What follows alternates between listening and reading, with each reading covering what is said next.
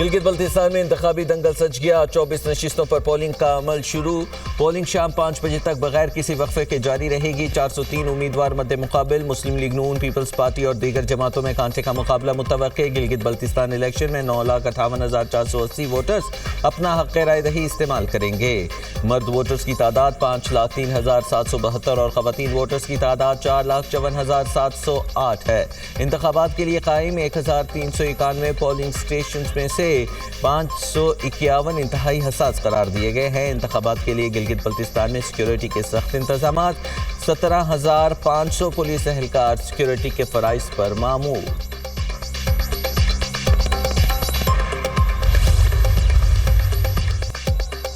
Gilgit Baltistan election میں بڑی جماعتوں میں بڑا مقابلہ۔ پاکستان پیپلز پارٹی پارلیمنٹیرینز کے 23، مسلم لیگ نون کے 22 امیدوار میدان میں، جمعیت علماء اسلام کے 9، اسلامی تحریک پاکستان کے 10، مجلس وحدت المسلمین کے 7، استحکام پاکستان پارٹی کے 15 امیدوار ہیں۔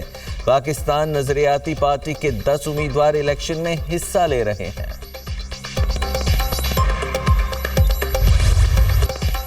خطے میں مستقل امن کمیشن، وزیر داخلہ محسن نقوی تہران پہنچ گئے۔ محسن نقوی کا دورہ واشنگٹن اور ایران کے درمیان ثالثی کی کوششوں کا حصہ ہے۔ وزیر داخلہ محسن نقوی کی ایرانی ہم منصب اسکندر مومنی سے ملاقات، ایران امریکہ جنگ اور مذاکرات سے متعلق گفتگو، خطے کی صورتحال اور دو طرفہ تعلقات پر تبادلہ خیال۔ میڈیا ٹاک میں کہا، حالیہ صورتحال پر آیت اللہ مجتبی خامنہئی کے لیے فیلڈ مارشل کا خصوصی خط لے کر آیا ہوں۔ صورتحال پر ایرانی سپریم لیڈر کے لیے وزیر اعظم کا پیغام بھی لے کر آیا ہوں۔ امید ہے وزیر اعظم فیلڈ مارشل کی کوششوں سے بحران جلد ختم ہو جائے گا۔ باقر غالباف، عباس عراقچی اور اسکندر مومنی کی انتہائی قدر کرتا ہوں۔ امید ہے ہم سب اس معاملے کو کسی نتیجے پر پہنچا سکیں گے۔ محسن نقوی ایرانی وزیر خارجہ عباس عراقچی اور دیگر اعلیٰ ایرانی حکام سے بھی ملاقاتیں کریں گے۔ تہران روانگی سے پہلے وزیر داخلہ کی وزیر اعظم شہباز شریف سے ملاقات، دورہ ایران سے متعلق مشاورت۔ شہباز شریف نے محسن نقوی کے دورہ تہران سے متعلق رہنمائی کی۔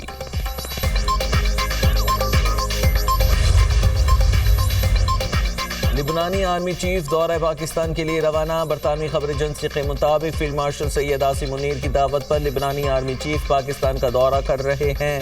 دورہ ایسے وقت میں ہو رہا ہے جب پاکستان ایران امریکہ میں ثالثی کی کوششیں کر رہا ہے۔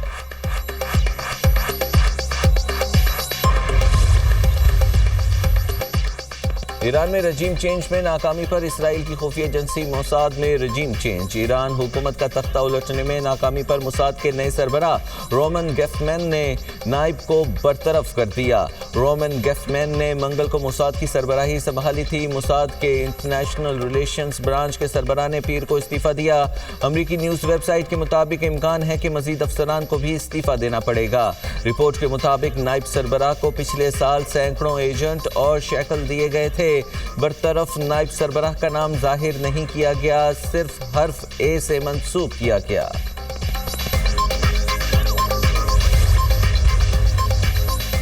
امریکہ ایران کے منجمد اثاثے خلیجی اتحادیوں کو فراہم کرے گا۔ غیر ملکی خبر ایجنسی کے مطابق خلیجی ممالک ایران کی جانب سے ہونے والے نقصانات کا ازالہ کر سکیں گے۔ امریکی وزیر خزانہ نے ٹیم کو خلیجی ممالک کو پہنچنے والے نقصانات کا تخمینہ لگانے کی ہدایات بھی جاری کر دیں۔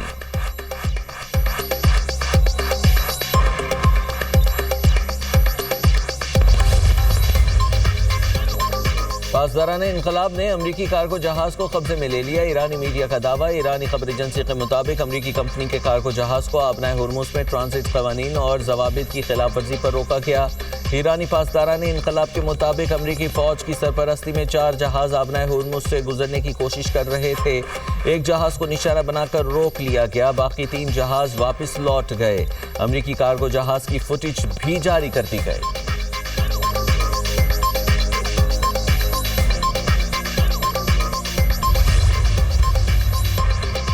امریکہ ایران مذاکرات کی اسرائیل انتہائی جارحانہ انداز میں جاسوسی کر رہا ہے۔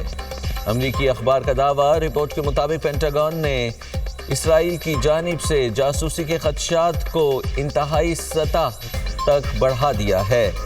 امریکی اہلکاروں کے حوالے سے اخبار کا دعویٰ ہے کہ امریکہ اور اسرائیل ایک دوسرے کی جاسوسی کرتے ہیں، جسے برداشت بھی کیا جاتا ہے، مگر اسرائیل امریکی مذاکرات کاروں کی باتوں کو خفیہ انداز سے سن رہا ہے۔ امریکہ ایران مذاکرات کے حوالے سے جس قدر جاسوسی کی جا رہی ہے وہ تمام حدیں پار کر چکی ہیں۔ آزاد کشمیر پولیس کا امن و امان خراب کرنے والوں کے خلاف کریک ڈاؤن، 72 افراد گرفتار، شرپسندوں سے اسلحہ، مواصلاتی آلات، مشتبہ دستاویزات اور دیگر سامان برآمد۔ قانونی چکنی برداشت نہیں۔ آزاد کشمیر پولیس کا شرپسند عناصر کو واضح پیغام، کہا امن خراب کرنے کی کسی کو اجازت نہیں دی جائے گی، قانون ہاتھ میں لینے والوں کے خلاف سخت کارروائی کی جائے گی۔ سوشل میڈیا پر اشتعال انگیز مواد پھیلانے والوں پر بھی کڑی نظر رکھی جا رہی ہے۔ شہری افواہوں اور اشتعال انگیزی سے گریز کریں۔ مظفر آباد سمیت آزاد کشمیر میں معمولات زندگی رواں دواں، آزاد کشمیر کے عوام نے احتجاج کی کال مسترد کر دی۔ کالعدم جوائنٹ عوامی ایکشن کمیٹی 2023 میں قائم کی گئی، بنیادی مطالبات صرف 3 تھے، بعد میں تعداد بڑھا کر 38 ہو گئی۔ بجلی کی رعایتی نرخوں میں فراہمی، آٹے کی رعایتی قیمت پر فراہمی اور اشرافیہ کو حاصل خصوصی امارات کا خاتمہ اصل مطالبات تھے۔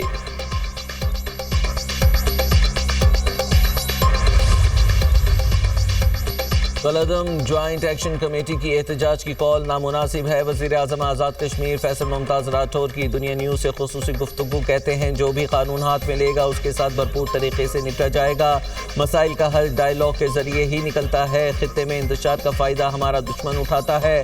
پیپلز پارٹی آزاد جموں و کشمیر قانون ساز اسمبلی کے انتخابات میں کامیابی حاصل کرے گی، JUI کے ساتھ انتخابی اتحاد ہو سکتا ہے، وقت آنے پر اس بارے غور کیا جائے گا۔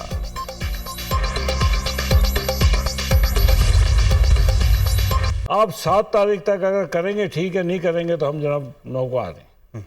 اب جب وہ ڈائیلاگ بند کر کے چلے گئے، آپ مجھے بتائیں کیا آزاد کشمیر کو ایک جتھے کے حوالے کیا جا سکتا ہے؟ ان کو تو ہم نے یہ بھی آفر کی کہ اچھا ایسا کرتے ہیں کہ آپ آئیے، آپ انتخابات میں حصہ لے لیں، ہم کشمیر کی تحریک آزادی کو کسی صورت نقصان نہیں پہنچنے دیں گے، ہم پاکستان کے اس خطے میں انٹرسٹ کو کمپرومائز نہیں ہونے دیں گے۔ ان کے ساتھ تو ابھی ڈائیلاگ ایسا ہی ہے کہ آپ پتھر کے دیوار سے جا کے سر پھوڑے۔ آزاد کشمیر کو کسی جتھے کے حوالے نہیں کیا جا سکتا۔ کالعدم جوائنٹ ایکشن کمیٹی سے مذاکرات ایسے ہی ہیں جیسے سر دیوار میں مارنا۔ Opposition leader Azad Kashmir assembly شاہ غلام قادر کی پروگرام ٹونائٹ ود سمر عباس میں گفتگو، کہتے ہیں جوائنٹ ایکشن کمیٹی سے ہم نے 15 جون تک کا وقت مانگا ہو، نہیں مانی، اور پھر کہتے رہے کہ الیکشن سکیجول مؤخر کریں۔ تحریک آزادی کشمیر پر کسی قسم کا کوئی سمجھوتا نہیں ہوگا۔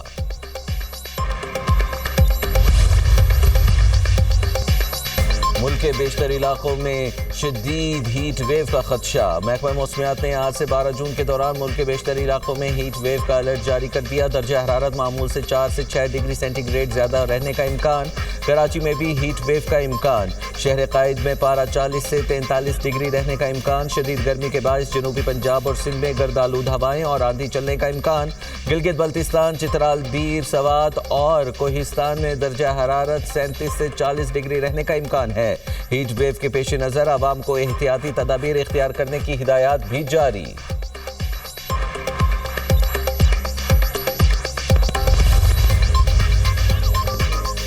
بھارت کو امریکہ میں شرمندگی کا سامنا۔ عارضی ملازمت کا H1B ویزا لینے میں بھارتی شہریوں نے فراڈ کے ریکارڈ قائم کر دیے۔ امریکی ٹی وی کے مطابق 2015 سے اب تک 70 لاکھ H1B ویزا پروسیس کیے گئے، جن میں 70% بھارتی شہریوں کے تھے۔ رپورٹ میں کہا گیا ہے کہ بھارت سے ویزا کی درخواست دینے والے 80 سے 90% افراد یا تو جعلی دستاویزات کے حامل تھے یا پھر وہ ملازمت کے لیے اہل ہی نہیں تھے۔ انکشاف کیا گیا بھارت میں کئی یونیورسٹیاں جعلی ڈگریوں کے دھندے میں ملوث ہیں۔ ایک یونیورسٹی ایسی بھی تھی جس نے کم از کم 36,000 جعلی ڈگریاں جاری کی ہیں۔ H1B ویزا ایسے غیر ملکیوں کو دیا جاتا ہے جنہیں امریکی کمپنیاں مخصوص شعبوں میں عارضی طور پر ملازمت دینا چاہتی ہیں۔ ایران کے طاقتور ہونے سے متعلق مغرب کا دیرینہ ڈراؤنا خواب حقیقت بن گیا۔ ایرانی سپریم لیڈر کے مشیر برائے خارجہ امور ڈاکٹر علی اکبر ولایتی کہتے ہیں خطے میں سمجھوتے کا خواب دیکھنے والے بہت بڑی اسٹریٹجک غلطی کر رہے ہیں۔ ایران مزید مضبوط ہو رہا ہے اور اسٹریٹجک نقشہ دوبارہ تشکیل دیا جا رہا ہے۔ ٹرمپ کو آبنائے ہرمز دوبارہ کھلوانے کے لیے عارضی معاہدے کی ضرورت ہے. خطے میں سمجھوتے کا خواب دیکھنے والے بہت بڑی غلطی کر رہے ہیں. ایرانی قومی سلامتی اور فارن پالیسی کمیشن کے ترجمان ابراہیم رضائی کا کہنا ہے کہ ایران اب کسی شرارت یا بے امنی پر مزید تحمل کا مظاہرہ نہیں کرے گا. ہم خطے میں توازن قائم کرنے کے عمل میں شامل ہیں. اس سے امریکیوں کو کچھ تکلیف ہوگی لیکن وہ اس کے عادی ہو جائیں گے.